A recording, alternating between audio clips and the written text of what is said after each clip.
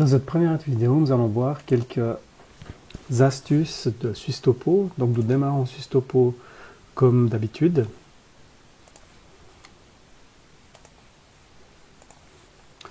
Et nous indiquons un lieu-dit. Nous définissons une première tuile. Donc là, je vais prendre 100 mm.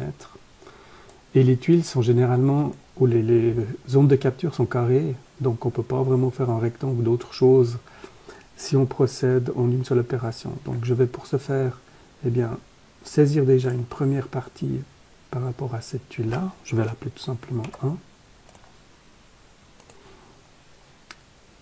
Et j'obtiens ainsi mon premier fichier capturé de cette manière.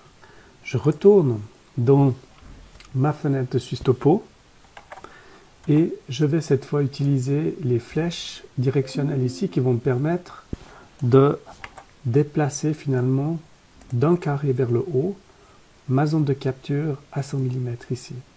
Et je réexporte le fichier. Je vais avoir un deuxième fichier.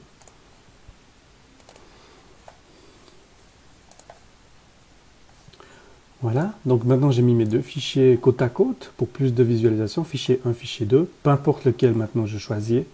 Je sélectionne en cliquant sur l'élément ou simplement en faisant CTRL A si je veux tout prendre et pas m'embêter à sélectionner ponctuellement les éléments. Dans le fichier que je vais importer, je fais un CTRL C pour copier ça dans le presse-papier. Et dans le fichier où je réceptionne, je fais un CTRL V suivi d'une opération ou d'une fonction supplémentaire qui s'appelle A, coordonnées globales, et qui va me permettre en fait de laisser